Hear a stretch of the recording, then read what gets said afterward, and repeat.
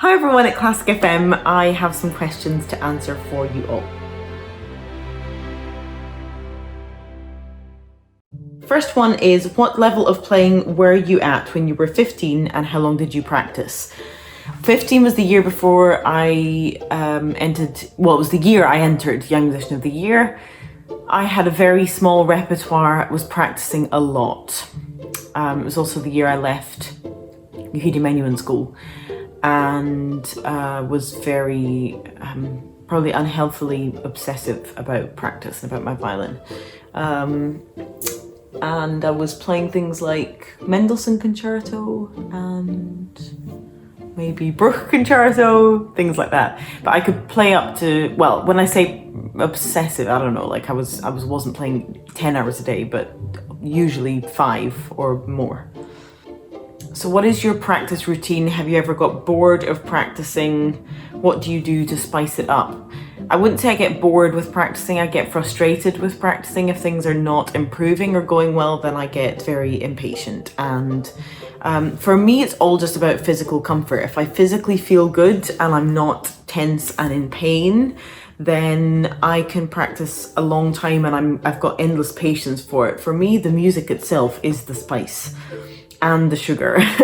But also if you feel like just like your hands are working a certain way and that everything has that fluidity to it, then it's sort of addictive. The feeling is so nice and you feel like you're achieving something, and the sound you produce gives vibrations that give an emotion to you.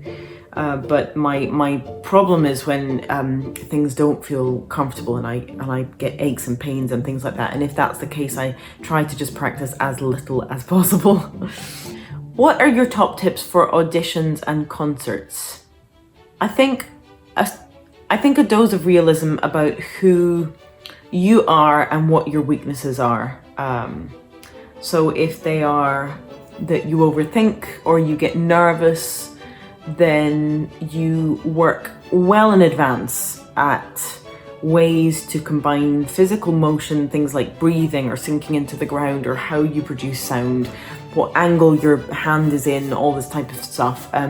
Physical things with positive mental, not necessarily affirmations, but things that have that kind of reinforcing of things that are healthy to think and helpful to think. But it all starts with the realism about yourself and combining that with hope. You can always play better, you will always do better. If you practice, then this will happen and that'll happen. Don't mess things up due to small bits of negligence. So like not getting your instrument out in time before the concert, so you're suddenly rushing just before the concert or before the audition, or you're really cold, you didn't bother trying to heat up your hands or your body generally. You know, don't sacrifice all of that work for just these small little things that you could actually have probably avoided. So how do I balance multiple musical projects going on at the same time? So playing as a soloist or a chamber musician, that is just a case of diary management, and sometimes you do it well and sometimes you do it very badly, and you get into a stage where you think, how are the next 2 weeks actually going to take place without something going wrong? But with time and experience, you learn how to overcome those types of mistakes regarding schedule, but also being realistic about what your limitations are. It's all very well looking at the next person and thinking, well, that person played 15 concertos that month, I should be able to do the same. If it's not right for you, then don't do it. Sounding good is more important than the amount that you do. How do you stay inspired to keep practicing? Are there times when you just feel like giving up? Of course there are, but I think you try to attack anything that is monotonous and that requires discipline. You attack it from many different angles and try to maintain that inspiration from many different perspectives, but also realize that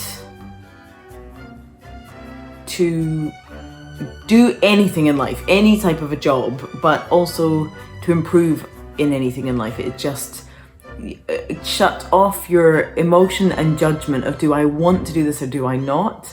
It's just a part of what you do, and don't come at it with a load of stress.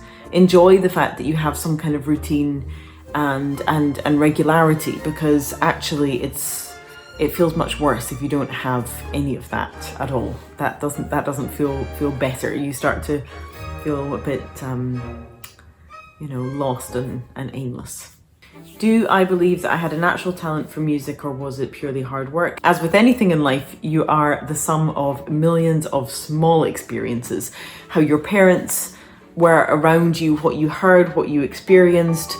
But of course, all of those mini experiences and all of the big experiences are mixed with your nature and genes.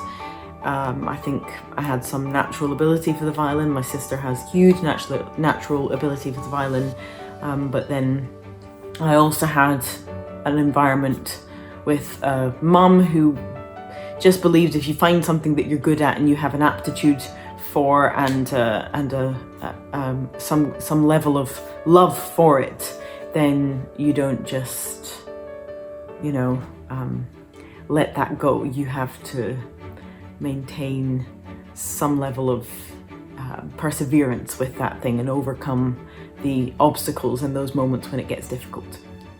So Abraham has said that he is loving the Bendetti sessions, and what is my favourite thing about them? Oh my goodness, everything about this workshop has surpassed my expectations, so I couldn't possibly pick one thing, but I think probably seeing the hundreds and hundreds, well over 1,000 videos that we've seen just in the last 2 days alone, thousands of videos across the whole workshop, to actually see that people are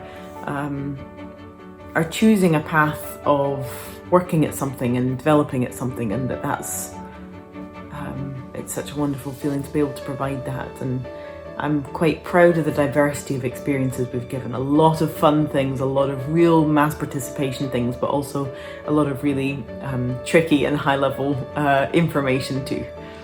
What are the Bendetti sessions and how have they adapted to a very different world in lockdown? Well, we didn't do much for the first 2 weeks, just assessing what would be the best thing to do.